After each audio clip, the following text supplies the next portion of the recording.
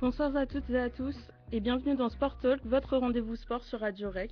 Nous sommes ensemble jusqu'à 19h. Ce soir, je serai accompagnée de Mathieu. Bonsoir à toutes et à tous. De Jordan. Bonsoir. Et de Walid.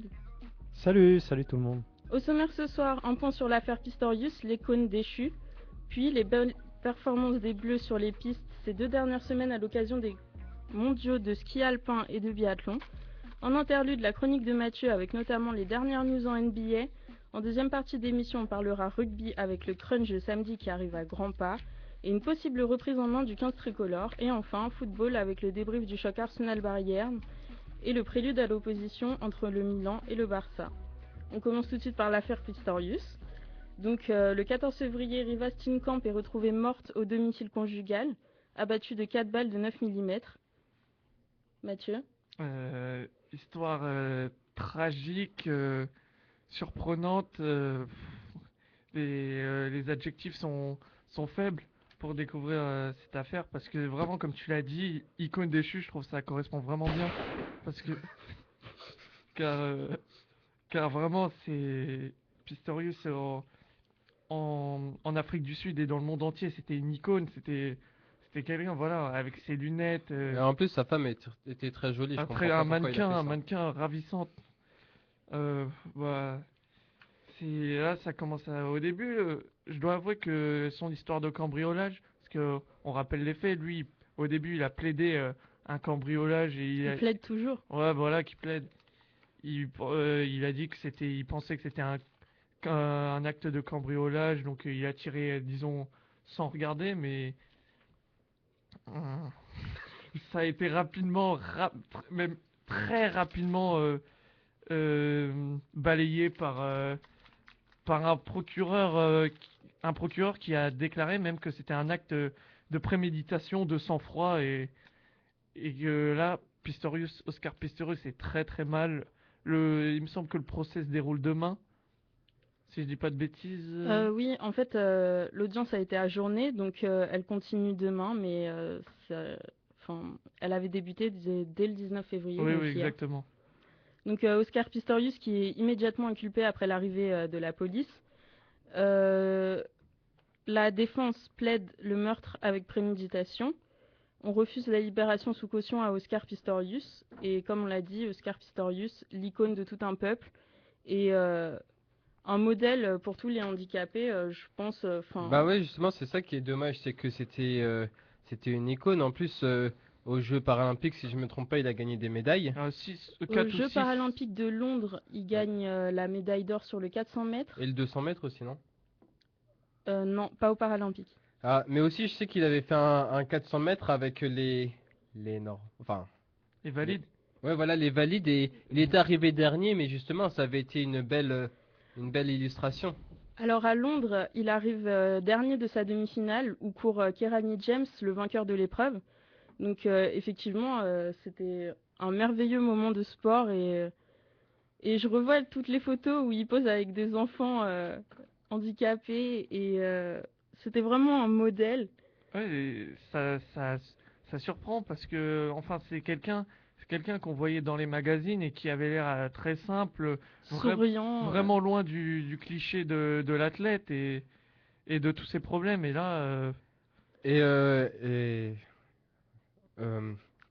bah justement, son histoire justement, elle sera dramatique jusqu'au bout puisque il part avec un handicap, il y a ce meurtre, il va sûrement finir en prison. Son histoire, elle sera dramatique jusqu'au bout finalement.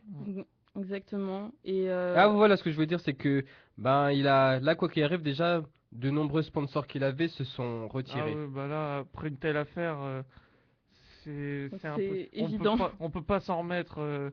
Même si, d'ailleurs, je doute de pour moi, il est coupable au vu des faits, mais même s'il était innocent, niveau marketing, après, on peut plus rien pour lui de toute façon. Donc, après, alors on aurait il y aurait les enquêteurs avec les témoignages des différents voisins recueillis auraient recueilli des propos comme quoi le couple battait de l'aile, passait son temps à se disputer. Et justement, les témoins de Pistorius démentent et disent que le couple était un couple sans histoire, très heureux. Donc on ne sait jamais où se trouve la vérité. Ouais, voilà, mais avant le meurtre, des voisins auraient entendu déjà une dispute.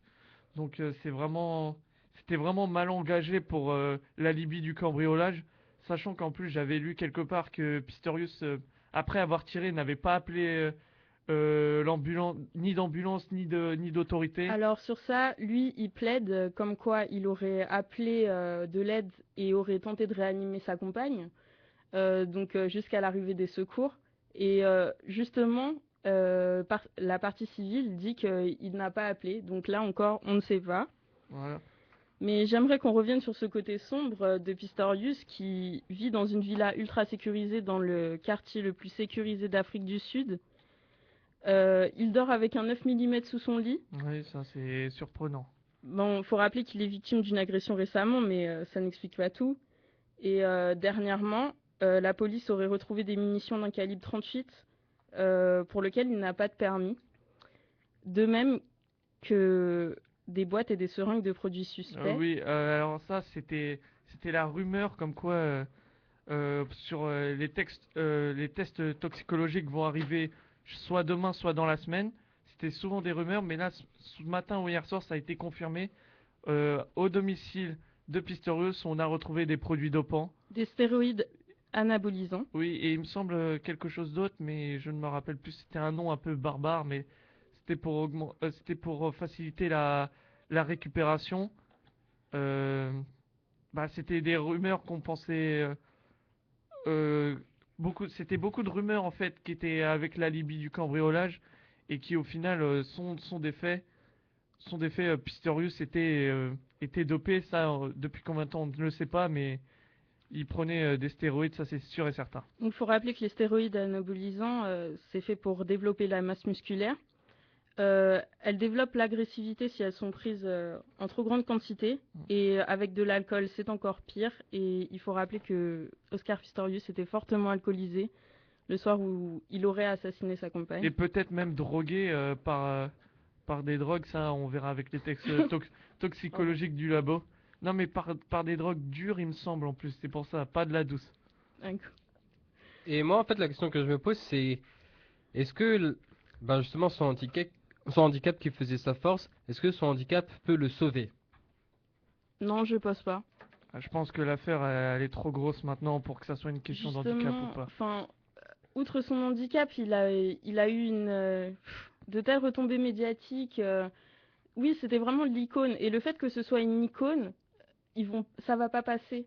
Enfin, ils vont faire de son cas un exemple, mais je le défends pas, quoi. Mais oui, c'est ce qui va se passer. Non, mais il y a déjà eu des cas comme ça un peu. Je pense à O.J. Simpson notamment en NFL. Mais là, c'est que ça touche l'Afrique du Sud. C'est un pays quand même à part. Avec une histoire particulière. Exactement. Et là, il était vraiment adulé dans ce pays-là. C'est triste. C'est triste pour le sport en général parce qu'on perd un grand athlète. Mais bon, après. Mais en fait, j'ai remarqué quand même que là, ces derniers temps, il y a eu beaucoup de chutes d'athlètes. On remarque aussi Lance Armstrong. Ouais, exactement. Et aussi Paul Gascoigne. C'est comme ça qu'on dit. Ouais, c'est Gascoigne. Qui a de sérieux problèmes d'alcool. D'alcool. Enfin, lui, c'est pas non plus une surprise. Paul Gascoigne, encore Lance Armstrong, on s'en doutait tous. Mais Paul Gascoigne, c'était avéré. Oui, c'était pas non plus une surprise pour Armstrong, du coup. Oui, mais c'était pas confirmé, alors que Gascoigne, ça fait depuis 15 ans que c'est confirmé que c'est un utilisateur, un consommateur, pardon, abusif de cocaïne et de whisky, ça. Et moi, en fait, mon coup de gueule, c'était que... Enfin, je vois dans les journaux français, on en parle un petit peu quand même, mais... Enfin, c'est quand même... Enfin, c'est un criminel quand même, on peut... Voilà, là, on va pas le nier, mais ce que je veux dire, c'est qu'à un moment... J'ai vu qu'on parlait plus de Yann M. Villa et son affaire de mineur là et qu'on tapait plus sur lui que sur Oscar Pistorius. Donc voilà, moi je comprends. Enfin. Ça après c'est les médias donc. Oui, c'est un problème au niveau des médias.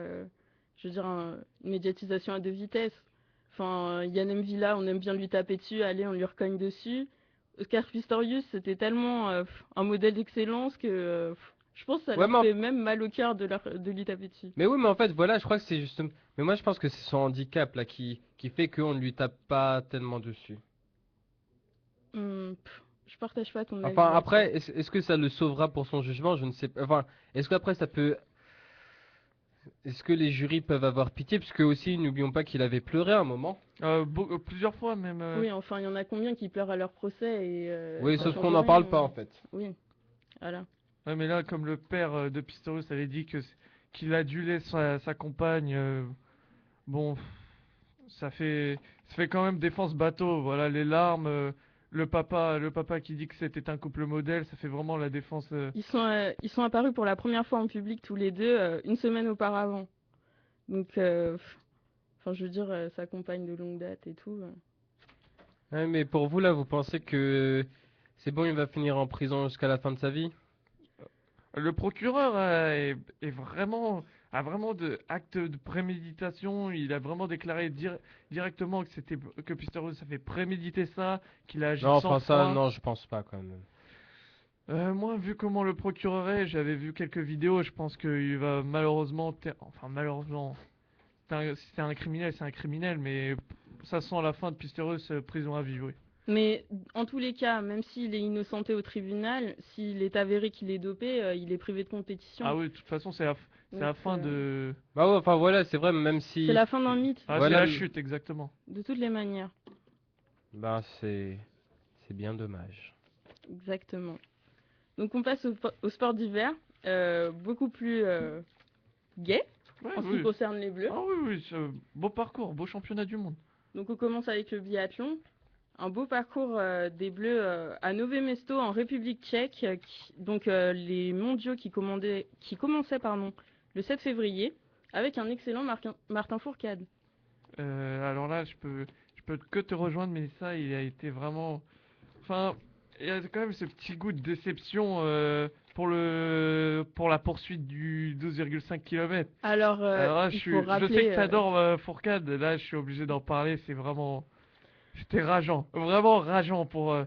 je sais pas, tu veux peut-être en parler, comme t'as vécu euh, vraiment la course à fond? alors bon, je vais rappeler déjà que Martin Fourcade, je ne peux pas être impartial Oui, dessus. oui, mais ça, c'est un grand athlète, de toute façon, donc ça... Exactement, donc il perd la poursuite face à Emil Jensen alors qu'il a mené toute la course et il le perd à 8 centièmes. Donc j'étais dévastée. 2,4 cm au sprint, la dernière photo, elle est magique, la photo, on voit les skis Où qui il passent, jette le ski c'est et vraiment... alors C'est là, un beau cliché, ça, par contre. exactement. Donc Martin Fourcade, médaillé d'argent sur toutes les courses sauf l'individuel où il gagne l'or Mm. en absence d'Emil Jensen. Et la Mastart où il finit 10e. Alors la Mastart, j'étais vraiment déçue. Bon, il a fait d'excellents championnats du monde, mais s'il avait été médaillé sur cette course, euh, ça aurait été inédit. Il aurait été médaillé dans toutes les disciplines du biathlon. Alors attendez, par contre le biathlon, je rappelle que c'est une course où on allie le tir et le ski de fond. Donc ça se déroule en 6 épreuves pour les mondiaux, un relais mixte et 5 épreuves par sexe, donc sprint, poursuite, individuel, relais et mass start. Donc on a pu voir une équipe pour les filles, en tout cas, très faible. Ah, alors là, tu m'en as, on en a parlé, toi et moi, je te rejoins là-dessus, c'était plus faible, mais vraiment, avec Fourcade, j'ai vraiment vibré sur la poursuite. Vraiment, le sprint, c'était magnifique, c'était une belle course. C'était vraiment, moi qui suivais pas trop le biathlon, c'était entre guillemets la première poursuite que je regardais en entier. C'est un sport très confidentiel, Oui, donc, oui, ça passe rarement à la télévision. Ah oui, moi j'avoue, j'ai jamais Il regardé. y a, mais il faut vraiment regarder au moins une course et tout le monde sera converti. oui, non, C'est exactement. vraiment Enfin, avec des courses comme ça, avec du suspense et tout. entre Enfin, Martin Fourcade et Emil Svensson, c'était extraordinaire. c'est un duel au sommet qui, déjà l'année dernière, on a pu voir cette lutte où ils ont tous les deux lutté pour le globe de cristal qui récompense sur l'ensemble de la saison. Donc Martin s'est imposé l'année Oui, oui, dernière. c'était Martin, oui. Et alors concernant les filles, qui Ouais, termine. pardon Mélissa, je voudrais juste te couper 2 minutes pour parler de Svensson, pardon, le Norvégien. Euh, c'est un ogre, c'est un ogre. C'est une montagne ce mec. C'est Svensson est un monstre. 3 médailles d'or en 3 épreuves, le relais mixte, le sprint et donc la poursuite. Exactement. Et j'avais vu qu'il y avait autant de titres en individuel qu'en relais. Ça prouve que vraiment le gars est une machine. L'équipe de Norvège est une machine, Oui, puisqu'il faut rappeler que Tarjei Bø s'impose sur la Mastart. Tarjei Bø qui sort d'une saison très compliquée l'année dernière, et cette saison c'est un peu mieux, mais disons qu'il a encore du mal à retrouver son niveau. Il était blessé aussi, il est revenu qu'en janvier. Et Tora Berger qui s'impose en poursuite et en individuel et qui gagne l'argent sur le sprint féminin et aussi le relais mixte. C'était tout simplement monstrueux. Enfin, Tora Berger, l'équipe de Norvège en général et Ole Einar Bjørndalen, increvable, toujours là. Enfin, je pense au sprint où il aurait pu le gagner. Le mec, enfin, je sais pas, il approche de la quarantaine maintenant. ah ouais, Euh, c'est tout simplement formidable. Donc cette fois-ci, je reviens sur les filles oui, oui, oui. qui ont terminé sixième du relais et c'est très décevant puisque enfin, on pouvait espérer le podium dans n'importe quelle épreuve féminine. Je pense à Marie-Laure Brunet qui est en difficulté cette saison, très en difficulté. Donc, faut rappeler que la saison dernière, elle avait terminé meilleure tireuse du circuit. Et là, c'est franchement dommage avec les Françaises qui sont jamais dans le top 10, sauf Dorin qui arrive 9e à la Mastart. Brunet qui arrête sa saison juste après les mondiaux, tellement c'était catastrophique. Faut rappeler aussi que son mari, Vincent Jay, a arrêté sa carrière pour les mêmes raisons, parce il était très en difficulté. C'est aussi décevant pour Alexis Boeuf, qui aurait pu faire un podium. Bon, il arrive à se placer de temps en temps, mais on le sent en forme cette saison, et pourtant ça se concrétise pas, et c'est vraiment dommage. Et concernant le frère de Martin, donc Simon, qui revenait en janvier, je trouve que c'est pas mal pour un retour. Il a bien assuré en relais, comme on a pu le voir. J'aimerais aussi qu'on revienne sur le cas de l'équipe de Russie. La Russie qui prépare les Jeux Olympiques de Sochi, qui seront donc à domicile. À domicile, oui. Ils ont montré une très belle équipe cette saison, et pourtant ils ne concrétisent pas sur les mondiaux. Bon, enfin, on a senti que c'était une équipe qui était déjà, qui était, c'était pas l'équipe pour ces championnats du monde. C'était vraiment une équipe d'avenir qui peut. On voyait que l'objectif c'était à domicile 2014, donc Exactement. on verra de toute façon ça se passe chez eux. Ils vont avoir toute la ferveur du peuple russe, donc on verra en 2014, je pense. Il C'était faudra plus pour, surveiller l'équipe de Russie. c'était plus, voilà exactement. Ce championnat du monde, c'était plus pour avoir de l'expérience. Un petit test. Exactement. On passe à l'alpin, donc avec la Coupe du Monde de Schladming en Autriche, qui a débuté le 7 février, donc avec un très bon résultat des Américains. En l'absence de Bode Miller, faut le rappeler, leur leader incontestable, et Lindsey Vonn qui s'est blessée dès le début du championnat. Lindsey Vonn, on aurait pu croire qu'elle aurait beaucoup manqué, mais pourtant il termine premier et c'est un fait inédit. Jamais une nation non européenne n'est arrivée première au classement des médailles. Oui, exactement. D'ailleurs, tu veux que je rappelle le classement des médailles rapidement? Je veux bien. Bah, les États-Unis premiers avec 4 médailles d'or, ça c'est vraiment fort. Vraiment. L'Autriche en mode moisson de médailles, mais seulement une seule de l'or. On va en reparler, je pense, un peu Oui, après. très décevant. Ouais. Avec 4 médailles d'argent, il me semble. Et enfin, troisième, Cocorico, j'ai envie de dire, la France, avec 4 médailles, 2 en or. C'est pas mal quand même. C'est pas mal. Donc les États-Unis, comme tu l'as dit, qui ont remporté 4 titres, donc dont 3 qui reviennent à Ted Ligeti. Pourtant ultra favori sur le géant, hein, mais outsider dans les autres compétitions qu'il a remportées. Ted Ligeti, c'était formidable. C'était ses jeux, enfin ses mondiaux plutôt. C'était du lourd, vraiment du lourd, et ça promet beaucoup pour les prochains mondiaux qui sont chez eux et qui vont se disputer à Beaver Creek. Mais effectivement, j'aimerais qu'on revienne sur la contre-performance des Autrichiens, enfin si on peut appeler ça une contre-performance, puisque il ne glane qu'un seul titre avec Hirscher pour le slalom. Mm. Et alors qu'ils en avaient rapporté 3 à Glamisch. Et c'est le plus mauvais bilan de l'Autriche depuis 16 ans, il me semble, en termes de médailles d'or. Alors c'est possible. Franchement, J'avais vu j'ai ça pas vu sur, ça. sur l'équipe. C'est alors qu'on associe vraiment l'Autriche au championnat du monde. Et La là, nation du ski. ouais, et là, franchement, en voyant ça, en voyant une seule médaille d'or, mais elle est belle cette médaille parce que Hirscher a fait, c'est Hirscher a vraiment, été énorme, hein. c'est vraiment un monument lui aussi. Donc, enfin, c'est décevant, mais en même temps, j'ai envie de dire, tant mieux pour la France, parce que de voir ça. Là, je me dis qu'avec cette équipe de France, je me dis que si l'Autriche reste à ce niveau, l'Autriche est prenable avec une équipe de France. On verra en 2016 de toute façon, mais une régression de l'Autriche, ça me dérangerait pas. Donc de notre côté, on rapporte 2 médailles d'or avec Marion Roland et Tessa Worley. Marion Roland pour la descente et Tessa Worley pour le géant. Tessa Worley qui était la plus attendue de toutes ces médailles. Oui, mais moi, je voudrais surtout parler de celle de Marion Roland parce que il y a eu quand même cette chute que tout le monde a vue. Vraiment.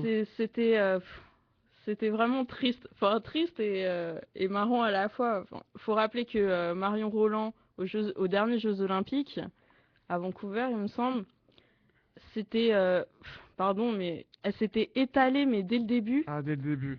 Et Tout le monde pensait, d'ailleurs, excuse-moi de t'interrompre, mais j'avais vu la vidéo avec des commentateurs en anglais et ils pensaient tous qu'elle avait pris des champignons ou quelque chose avant parce que... mais le pire, c'est que sur cette chute, elle se fait les ligaments Oui, oui, oui, croisés. elle se blesse complètement. Donc, Ah oui, on en rigole, mais elle se fait une grosse blessure, hein. et elle a ramé depuis. Elle a tellement ramé que là, c'est formidable de l'avoir titrée. Et elle a dit une phrase, il me semble que c'était au JT de France 2, c'était cette médaille d'or n'est pas une revanche, mais une consécration. Et j'ai trouvé ça, C'est la classe. voilà, exactement, j'ai trouvé ça bien car même si elle sait que elle est entre guillemets passée pour le dindon de la farce à Vancouver, même si elle s'est blessée gravement, ça, t'as bien fait de le rappeler Bah, parce c'est que ça le plus triste dans l'histoire. c'était vraiment saison terminée et là elle revient et a fait une descente magnifique mais vraiment où elle est devant tous les intermédiaires à chaque fois. Elle est devant l'italienne Fancini, il me semble, qui était première et Roland là-bas partout à tous les intermédiaires, à intermédiaire 2 et 3, elle lui met 6 dixièmes dans la face. C'était magnifique. Course parfaite. Donc on revient sur la performance des hommes aussi, avec David Poisson qui remporte la médaille de bronze de En- la descente. En descente, oui, exactement. Belle médaille. Exactement, et lui aussi c'est une revanche parce que David Poisson il galère avec toutes ses blessures et franchement j'étais contente pour lui parce qu'en plus il a une tête de nounours et tout. Et voilà. Et l'argent pour Gauthier de Tessière en Super G, ça on l'attendait pas parce qu'il remplace in extremis Johan Claret il me semble. Et vraiment, ouais, c'était une médaille inattendue. Puisque normalement, il devait pas être sélectionné. Et la plus grosse déception pour le coin tricolore, si on peut dire, c'est Alexis Pinturo. En super combiné.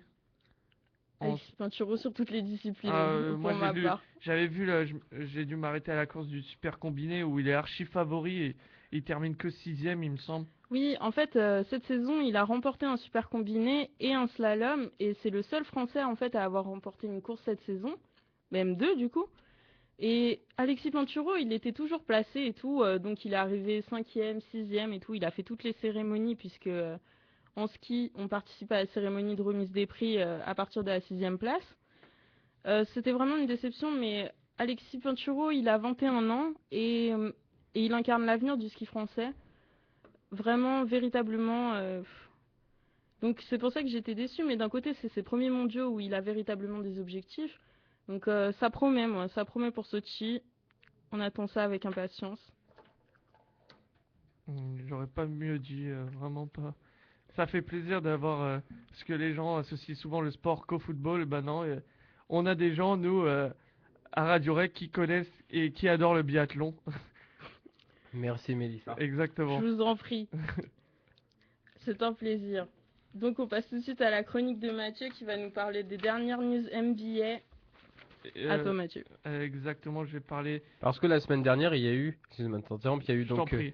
un match de célébrité là avec Usain Bolt. Oui, qui était vraiment pourri. Ah, ah bah, parce que moi, je sais pas, apparemment Usain Bolt il a mis l'ambiance un petit Ah peu. oui, non, non, non, il a mis l'ambiance sur le parquet, il mettait l'ambiance sur le banc aussi, mais le match, vaut mieux pas en revenir, c'était pourri, franchement. Le match de célébrité, de toute façon, c'est pas quelque chose qu'on attend fortement.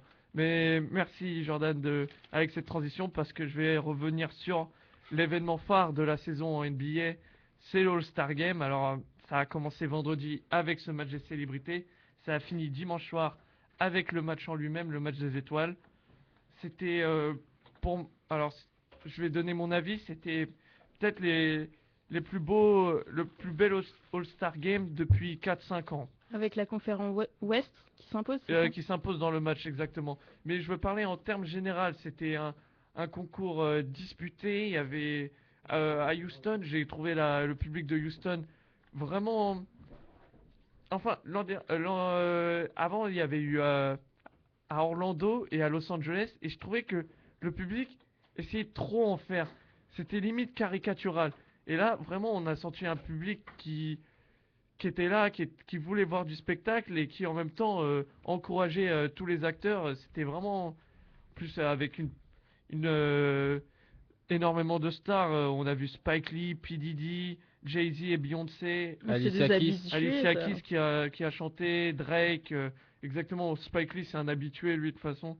Et c'était vraiment une belle ambiance, sachant que Houston avait mis des joueurs pour les différents concours en juge, des anciens joueurs des Rockets. Je pense à Yao Ming, le pivot chinois de 2,29 m, et à la superbe star Hakim The Dream Olajuwon, le Nigérian, pardon. Vraiment, il les avait mis au poste les plus importants, donc jury, juge, et ça, j'ai trouvé ça sympa de la part des Rockets. Alors, pour venir rapidement aux différents concours, le concours des meneurs, le gagnant, c'est Damian Lillard, le rookie de Portland, avec vraiment 2 temps magnifiques. Tony Parker, il y était pas, il a été éliminé dès le premier tour. Il a raté au concours des meneurs, on doit faire 2 passes. Le 2 passes et un shoot à mi-distance, c'est là vraiment où tout joue. Les passes, ça a été, mais le shoot à mi-distance, il a mis 10 secondes à le mettre. Ouais, il a Donc mis ça, longtemps. tout de suite, c'était fini. On va parler du concours à 3 points de mon chouchou en NBA, Kyrie Irving, le meneur des Cavaliers, drafté l'an dernier en numéro 1 de la draft. On l'attendait sans l'attendre à 3 points parce qu'il y avait du Matt Bonner, du Steve Novak qui vraiment vivent derrière la ligne de tir à 3 points. Ils mangent 3 points, ils vivent pour les 3 points. C'est Kyrie Irving qui a gagné face à Matt Bonner avec 23 au shoot. Il n'en a raté que 4. Sur 25 shoots, il en rate 4. Il a mis vraiment le feu. Et enfin, alors là, le concours de dunk, le meilleur que j'ai vu depuis 2-3 ans. Le gagnant, c'est Terence Ross, le rookie des Raptors, que la semaine dernière, je sais pas si vous en rappelez, j'en avais fait mon favori. C'est pas trop pour me vanter, mais je le sentais bien. Qui a obtient un score presque parfait, 199 sur 200. Il fait 4 dunks incroyables, franchement. Et il bat Jeremy Evans en finale, qui avait eu une idée assez incroyable, en fait. C'est qu'il avait mis une peinture il y avait le panneau, la raquette, il avait mis une peinture en dessous, mais une peinture avec voilée, donc on pouvait pas voir. Il a mis le dunk, il a enlevé le voile, et là on a vu sur la peinture, c'était Jeremy Evans en train de dunker, et il a signé ça. La foule après était hystérique, c'était vraiment incroyable. Mais c'est Terence Ross qui gagne avec un dunk en hommage à Vince Carter.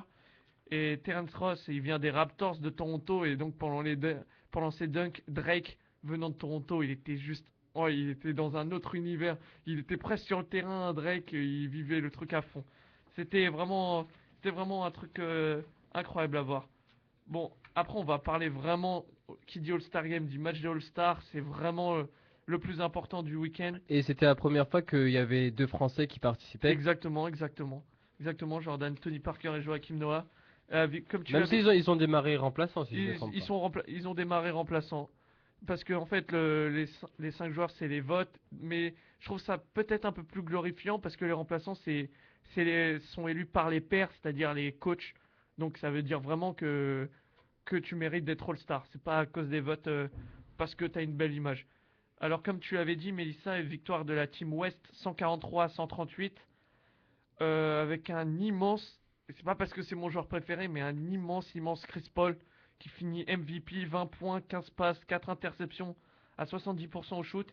C'est la première fois qu'un Chris Paul, le meneur des Clippers, donc c'est la première fois qu'un Clipper est élu MVP au All-Star Game. Bon match notamment de Kevin Durant à 30 points, mais qu'on a trouvé un peu trop croqueur, c'est-à-dire normalement c'est un show et lui non, il était vraiment en mode match, je rate des shoots, donc donc comme je suis un shooter, j'essaye d'en remettre le plus rapidement possible. Sinon pour la team Est, alors les entre guillemets rookies du All-Star Game, les Irving, les Paul George, les Joachim Noah surtout, qui a fait un match vraiment exceptionnel en 16 minutes, ont vraiment confirmé qu'on aimerait les revoir ces trois-là All-Star parce ils ont apporté vraiment un vent de fraîcheur. Sinon pour la team Est, le meilleur joueur ça reste Carmelo Anthony, 26 points, 12 rebonds, tout vraiment classe. Alors pour les Français, euh, Parker a joué 22 minutes, Joachim Noah a joué 16 minutes et les deux ont été très bons. Honnêtement, très bons, surtout Joachim Noah parce c'était son premier et Joachim Noah a apporté vraiment une envie d'être là. C'était vraiment parce que les Kevin Garnett par exemple a joué 5 minutes et après s'est mis sur le banc. Joachim Noah il était à fond. On aurait dit finale de JO, il était vraiment à fond. Mais pour Joachim Noah, c'était une Ah, consécration. c'était vraiment, on voyait que son rêve c'était de le jouer. Il fait 8 points, 3 passes, 10 rebonds, 1 contre en 16 minutes. Quand il est rentré sur le parquet, la team Est a commencé à revenir un peu.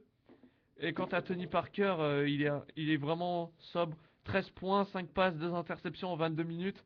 Mais avec un superbe geste, balle en main, il met un petit pont à Chris Bosh. C'était incroyable. La foule était hystérique. Chris Bosh, d'ailleurs, ça n'a pas été son All-Star Game. Parce que juste avant le petit pont de Tony Parker, Chris Paul lui en avait déjà mis un. Et Blake Griffin avait mis un dunk presque sur sa tête. Donc, il y a des gens comme Joachim Noah qui étaient heureux d'être là. Chris Bosh, je pense qu'il était heureux que ça se termine, hein. Honnêtement. Sinon, Chris Paul, sa performance a été vraiment il a été adulé par tous les fans sur Twitter notamment parce que le MVP c'est par les votes des fans et LeBron James a dit après que Chris Paul c'était vraiment le meilleur meneur de jeu de la planète et que c'est ce genre de match du All-Star qu'il prouve parce que Chris Paul a dit après qu'il n'a pas joué pour le MVP. Lui à la base il voulait que ça soit Kevin Durant. Il a essayé que Durant soit le MVP mais il était vraiment quand il marquait les shoots importants, je pense notamment un 3 points sur la tête à Joachim Noah qui était vraiment fabuleux. Donc Chris Paul, MVP et magnifique MVP. Alors ces All-Star Games, ils l'ont fait un jour particulier parce que dimanche c'était l'anniversaire d'une légende, un des plus grands sportifs de tous les temps, Michael Jordan. Donc j'ai ramené la une. Attends, peut-être même que je vais m'approcher de la caméra pour montrer. Pour moi, le plus grand sportif de tous les temps pour moi. Mélissa, je sais pas ce que je vais passer rapidement sur les rumeurs Ouais, bien sûr, de vas-y. transfert parce que la trade deadline, donc la fin du marché des transferts ferme Le mercato, hein. exactement, le mercato NBA ferme jeudi soir. Alors ça devrait peut-être bouger car en 2013 beaucoup de joueurs sont libres de tout contrat donc ils peuvent signer où ils veulent. Je pense notamment au cas de Josh Smith, l'ailier fort des Hawks, Brandon Jennings, le meneur des Bucks, Monta Ellis qui pourrait être échangé, l'arrière des Bucks, Gigi Redick, l'arrière d'Orlando, qui voudrait un gros contrat donc qui serait prêt à être échangé. Et oui, on a juste avant cette émission, on a eu la confirmation que Minnesota avait proposé Brandon Royd et un premier tour de draft à Denver pour le pivot de 2,15 m Timothy Mozgov que Denver a refusé. Et pour finir, bah, on va en parler avec Jordan. Ouais, enfin, j'aimerais juste redire un mot sur Michael Jordan. Donc, c'était aussi en 2003 qu'il avait pris sa dernière retraite, puisque auparavant, Avec les Wizards, oui, Ouais. c'était la dernière fois, 2003 exactement. Voilà, donc Michael Jordan, tel un Pelé, j'ai envie de dire, on n'a pas retrouvé un joueur aussi fort que lui, hein, on est d'accord? Il y a toujours des débats avec Kobe Bryant ou LeBron James, mais pour moi, Jordan, il est au-dessus. Il est juste au-dessus. En fait, il a fait une pub pour sa marque, la marque Jordan, où c'était une pub que j'ai trouvé vraiment magnifique. Le titre, si vous voulez la voir, vraiment, c'est une pub incroyable. C'est Maybe It's My Fault, où il dit que peut-être qu'il a détruit peut-être que le basket, la NBA est détruite à cause de lui, car il a mis la barre si haute que personne ne s'approchera de Jordan. Le New York Times, lui, avait titré le numéro 23 est toujours le sujet numéro 1. Exactement, je suis tout à fait d'accord avec le New York Times. Et aujourd'hui, il y a une autre légende, puisque elle était dans la Dream Team de 92, Charles Barkley, qui fête ses 50 ans. Sir Charles Barkley, exactement, 50 ans. On parlait de Jordan, c'était un gros rivaux de Jordan. Barkley lui a pris quelques titres de MVP quand Jordan était en mode baseball. Charles Barkley, c'est un immense joueur en NBA, Hall of Famer, seulement l'un des meilleurs postes 4 de l'histoire. Seulement, même pas 2 mètres. Alors, un poste 4, en termes général, c'est 2 mètres 6, 2 mètres 7. Lui fait 1 mètre 98 et pourtant a fait des saisons à 12 rebonds par match ou 13 rebonds par match. Bon anniversaire à Charles Barkley, un de mes joueurs préférés, surtout pendant sa période avec les Suns de Phoenix. On passe tout de suite au rugby avec le crunch qui arrive à grands pas ce samedi. Donc l'équipe de France affrontera l'équipe d'Angleterre à Twickenham à 18h samedi. L'heure de la vengeance va-t-elle sonner? On espère. Ouais, on espère. Il y a un joueur qui est revenu là, qui était là lors de la campagne victorieuse. Yanga. Oui, voilà, lui, voilà, et je pense que ça va être des joueurs revanchards qui vont vouloir. Qui vont vouloir prouver que cette équipe de France est meilleure qu'elle en a l'air. À noter que c'est demain vers midi que Philippe Saint-André annoncera son 15 de départ. Mais comme tu l'as dit, Jordan, ils vont essayer de prouver. Ils ont fait surtout appel à la fierté, au dépassement de soi. Mais voilà, moi je pense que c'est ça. Je te rejoins tout à fait. Saint-André parle de monter un commando contre les Anglais. Ouais, c'est sûr que battre les Anglais à Twickenham, c'est toujours gratifiant. Hein. C'est toujours un pour les truc Français surtout. qu'on adore voir. Et franchement, on va pas trop pronostiquer, mais pourquoi pas une surprise? Pourquoi pas une surprise tricolore? Pour la fierté. Pour la fierté, exactement. Pour l'honneur. Ils l'ont noté, ils ont fait, je pense notamment à Nyanga qui a parlé de positive attitude, qui a parlé d'honneur, fierté, qui a parlé de Twickenham face aux Anglais. Nyanga qu'on était surpris de ne pas voir pour les 2 premiers matchs de destination. Oui, justement, c'est ça que j'ai pas compris moi. Il avait été excellent sur la tournée. Oui, franchement, c'est un truc que j'ai pas compris. Moi non plus. Des choix, il y a toujours des choix, discutables, oui, exactement. bien sûr. J'ai vu aussi que normalement, il n'y aurait aucun pépin physique côté tricolore sur les deux derniers entraînements. Donc ça, c'est de bon augure. Ouais, c'est une bonne Et nouvelle. moi, samedi, je vais surtout voir Klaassen. Est-ce qu'il va être titularisé? Va-t-il être titularisé? Même s'il va jouer, pour moi, c'est... Klaassen, qui est un des meilleurs 8 de notre championnat. Ah oui, exactement. Donc au poste de Picamol. Pour moi, ça va être l'homme dans le match, ce 3ème ligne. J'ai hâte de le voir parce qu'il a dit vraiment dans la presse qu'il était honoré d'être là, qu'il voulait vraiment prouver qu'il avait sa place. Donc j'attends de voir, moi. Klaassen qui est un cas particulier, on en avait déjà parlé la semaine dernière. Donc Klaassen qui est sud-africain de base, mais qui est sélectionnable français vu qu'il a joué assez longtemps dans le championnat de France. Donc effectivement, il visait la sélection française et on va voir si ça apporte de la fraîcheur. En tout cas, on l'espère.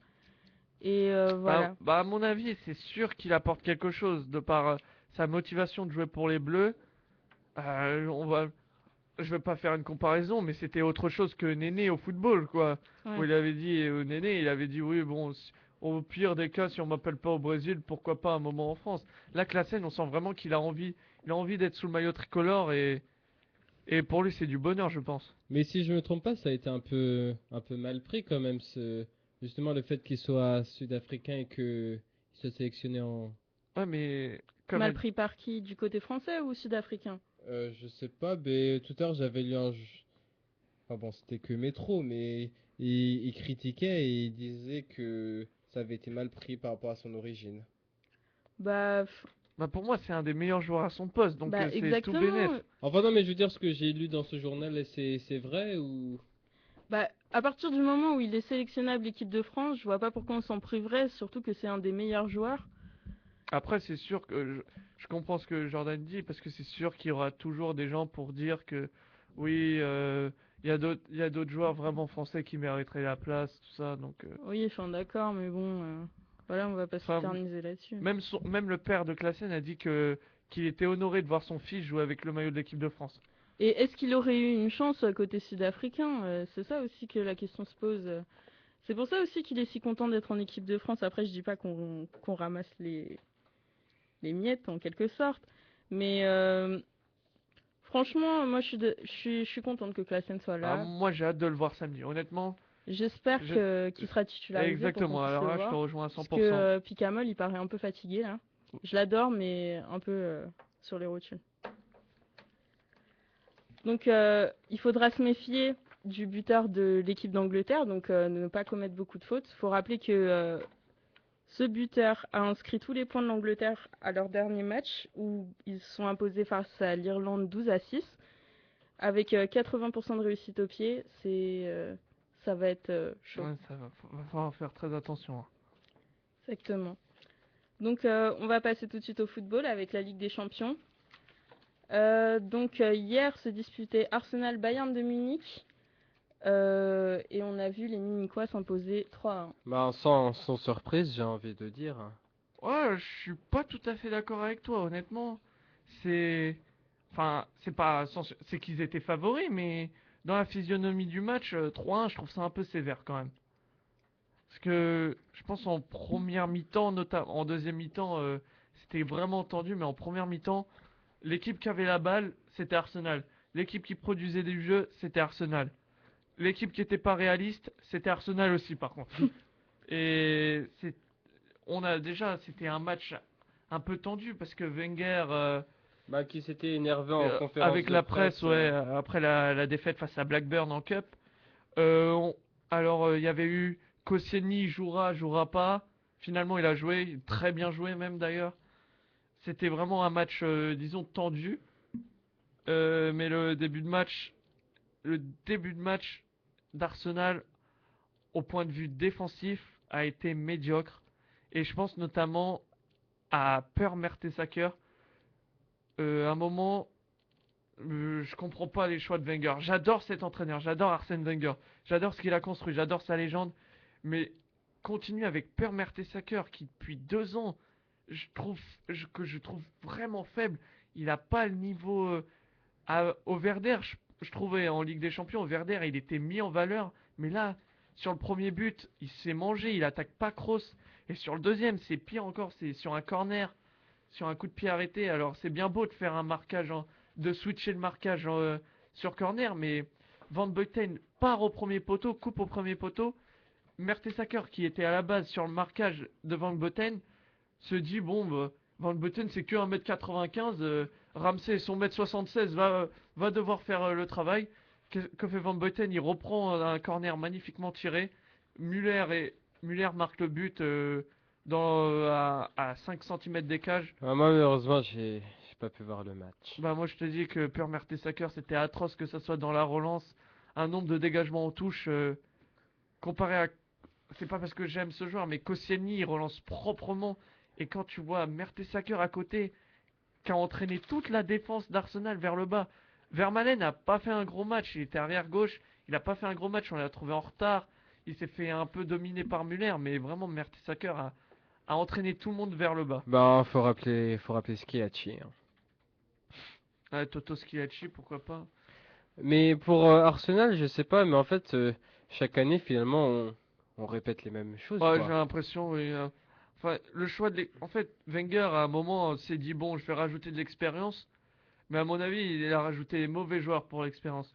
Bah, Mais enfin, juste un truc, c'est que j'avais une stat sur Arsenal, c'est que tous les joueurs partis là depuis 2005, depuis le dernier titre, apparemment, ils ont accumulé 44 titres ouais, dans tous bon. leurs clubs respectifs. C'est Arsenal, je sais pas, bon, on peut dire quand même qu'ils se maintiennent puisque ils finissent toujours à chaque fois Ouais, en dans les Champions quatre League, oui. premiers, ils vont toujours en huitième, mais sinon, je sais pas, c'est un club qui avance pas. Je me demande c'est quoi la motivation, l'ambition de Wenger là, puisque là, qu'est-ce qu'il fait?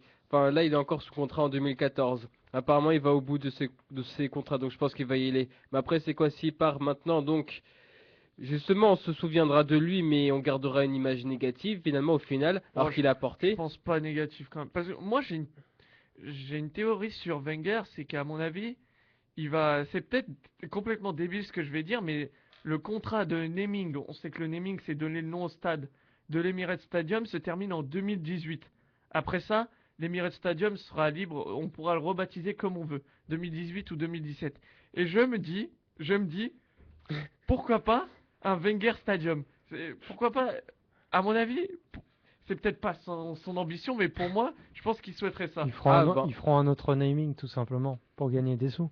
Oui, mais on sait que Arsenal, quand même, Walid, c'est un club avec enfin bon, des finances saines, mais c'est vrai qu'ils utilisent pas l'argent, donc je les vois bien rendre un petit hommage quand même. Bah ouais, après tout, hein, Ferguson, lui, il a eu une tribune, si je me Oui, trompe oui, pas. oui, il a une tribune, Thierry Henry a eu sa statue, donc... mais après, c'est sûr que ce que je dis, c'est vraiment, c'est un peu abracadabrantesque, mais c'est ce que je pense depuis plusieurs années. Mais justement, moi, en fait, c'est... Ouais, en fait, ça... C'est que... Bah, en fait, ils en parlaient hier dans l'after, c'est qu'ils disaient que Arsenal, ils peuvent même... Enfin, chaque année, même dans la course au titre, ils sont largués, Ah, ils sont alors largués rapidement, même à chaque que fois. voilà, alors que là tu regardes, bon, Chelsea et City, ils vont pas être, bon, ils vont pas gagner le titre, mais voilà, eux au moins ils sont au contact. Là, Et ils sont dans Arsenal, la lutte. on n'est même pas sûr qu'ils aillent en Ligue des Champions là. Déjà l'année dernière, ça avait été Ouais, ça avait limite, été juste, c'était bien, ils étaient revenus en boulet de canon, mais ouais. là. Mais en plus, surtout que s'ils avaient fini quatrième, ils sautaient. Voilà, Ouais, c'est. ouais, mais là, je pense qu'il y a du. Déjà, il y a le retour de blessure déjà, qui a joué hier, qui a assez bien joué d'ailleurs, de Jack Wilshere, qui lui, tu parlais des joueurs qui partaient, les Fabregas, lui a dit qu'il resterait un gunner à vie si on voulait de lui. Bon, je sais pas. Moi, il Mais a. oui, mais enfin, ils voudraient tous rester. Mais après, quand ils voient que le club gagne pas, ben. Ouais, mais Wilshere, c'est autre chose qu'un Fabregas quand même. Fabregas, il est venu 17 ans à Arsenal, Wilshere, il allait à Highbury, c'est vraiment un die-hard fan, comme on dit là-bas, mais. Y- tout n'est pas à jeter dans la performance d'hier face au Bayern, mais Mais toi, tu vois un miracle au match retour. Enfin, ah, parce que quand même, je rappelle que l'année dernière, en huitième contre le Milan, ils se font balayer 4-0 à l'aller et au retour, il y a un sursaut d'orgueil, ils gagnent 3-0 c'était et... magnifique, oui. Ouais, Ouais, ça, Wilshere a voilà. dit que c'était pas perdu, hein. ouais, oui, oui, il a dit ça ce matin. Moi, franchement, je pensais que Arsenal allait peut-être accrocher le nul ou gagner le match aller, mais je pense qu'ils vont se faire étriquer à, En, à l'Allianz Arena. en tout cas, ce qu'on peut... Le point positif, c'est qu'ils auront été une des rares équipes à marquer des buts au Bayern cette saison. Exactement. Notez le troisième but de Mandzukic, le Croate est vraiment. Le troisième but du Bayern. Oui, le troisième but du Bayern, exactement. Mandzukic, c'est vraiment sa saison et Ouais, Mandzukic... depuis l'Euro déjà, à l'Euro il avait fait des performances, très belles performances avec la Croatie. Et là je sens que, bah là, il a relayé Gomez sur le ah banc, ouais, hein. adieu Gomez, hein, parce que là toujours il joue juste, il fait pas ce qu'il ne sait pas faire. À noter, but d'Arsenal par Podolski. Et image assez marrante, c'est que au moment de l'hymne de la Ligue des Champions, lui, il s'était mis à la fin, le dernier joueur d'Arsenal. Donc on a vu des belles accolades avec Schweinsteiger, avec Bah, parce que Lam. c'était un ancien Ah, c'est Bavarois. un ancien de la maison, oui. J'ai trouvé ça assez sympa, vraiment, surtout l'accolade avec Schweinsteiger. Bah, en même vraiment- temps, ils se côtoient aussi en sélection. Ouais, ils donc, s'adorent même, hein, je pense. et ils doivent lui dire, mais qu'est-ce que t'es parti faire là-bas? Ouais, mais en même temps, il y a un moment, il s'était perdu à Cologne quand même, donc Alors c'est vrai que c'est quand même juste un truc sur Podolski, c'est que ce qu'il fait en sélection n'est pas comparable à ce qu'il fait en club. c'est en sélection, depuis la Coupe du Monde 2006, il est indéboulonnable. Mm. Donc au final, est-ce que c'est une défaite d'Arsenal ou une victoire du Bayern de Munich? C'est une victoire Une du victoire Bayern. du Bayern. Mertesacker a vraiment mis à mal cette défense par son laxisme, par son manque d'agressivité, mais Bayern a été réaliste quand il le fallait. Magnifique but de Toni Kroos sur une demi-volée. À Ils la méritent leur 7e minute. victoire. Ils méritent leur victoire. Donc ça a été un match très disputé aussi, on peut le voir engagé avec 8 cartons jaunes. Enfin 5 du côté d'Arsenal et 3 pour le Bayern. Sur des tacles en plus un peu dangereux. Je pense au Dans le tacle genre de Ibrahimovic. Ouais, dans le tacle, le carton jaune de Vermaelen sur Javi Martinez, il me semble. Vermaelen, il arrive vraiment en retard, hein. Il arrive en retard et il fauche les genoux presque, hein. Donc, ouais, c'était un match agressif. C'était un match, c'était de la mauvaise agressivité. Je pense aussi à l'action de Arteta qui lui vaut aussi le carton jaune. Oh oui, oui, oui. Et c'était une Ibrahimovic du dernier match là. Et Ibrahimovic avait eu rouge. Ouais, Donc bah, voilà. Qui paye encore une fois sa réputation exactement. apparemment. Donc autre résultat d'hier, Porto s'impose face à Malaga 1-0. Et ce soir, on a une belle affiche avec AC Milan Barcelone. Qu'est-ce que t'en penses?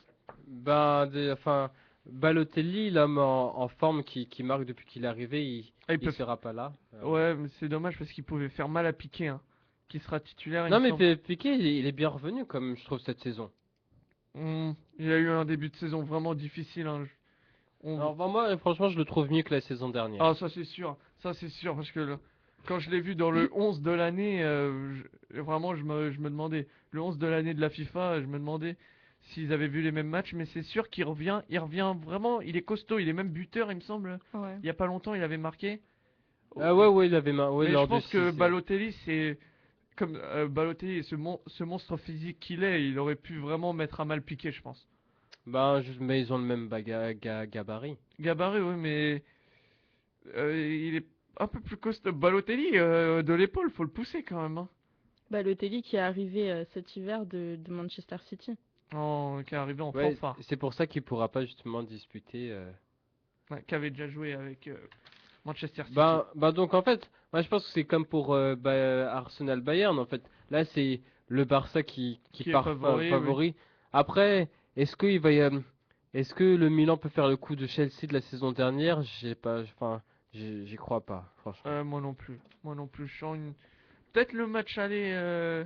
Oui, enfin le match aller au pire, ils peuvent créer Ouais, l'exploit, mais peut-être un nul, mais au Nou Camp, ça s'annonce presque mission impossible, je pense. Non, mais ils peuvent. Le Milan AC peut le faire parce que c'est une équipe de Ligue des Champions. Ils ont ça dans leur gène. 7 Ligue des Champions gagnées, c'est vraiment à vie pour mais cette oui, compétition. mais à ces moments-là, t'avais les joueurs pour la Ouais, gagner. ouais, Ouais. exactement. C'est plus les mêmes joueurs. Ouais.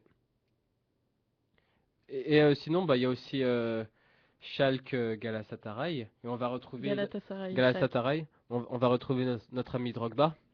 Exactement. J'ai toujours pas compris son transfert là-bas d'ailleurs, mais Ça, à Ben, Galatasaray ou en Chine? les deux. Non, mais Galatasaray, c'est quand même relativement un très bon club, un grand club turc et un très bon club européen. Oui, mais je pense qu'il pouvait trouver encore mieux. Ouais, mais enfin, vu son âge ouais, voilà, c'est ça. et là, si tu veux, ça va être la superstar. T'as vu l'accueil qu'il a reçu. Ah ouais, Ouais. c'était fou. Et des débuts réussis en plus. Exactement, puisqu'il est buteur. Non, je pense que c'est bien pour lui, la Mais c'est Turquie. vrai Ouais, qu'il- mais en plus, on regarde, ben, il va rester compétitif, c'est ça? Ouais, parce il rejoint des Wesley Sneijder, Schneider. Felipe Melo, qui sont des bons joueurs, donc. Mais je pense qu'il aurait pu trouver encore mieux, plus exposé. Ben, je crois la Juve le voulait. Ouais, la Juve, oui. Ou peut-être qu'il craignait un comeback raté. Ah peut-être. oui, peut-être qu'il se sentait peut-être un peu trop hors de forme. Ben, c'est vrai que lors de la CAN, on a vu quand même qu'il était. Ouais, il était limite. Hein. Ouais. Ah, je l'ai vu beaucoup.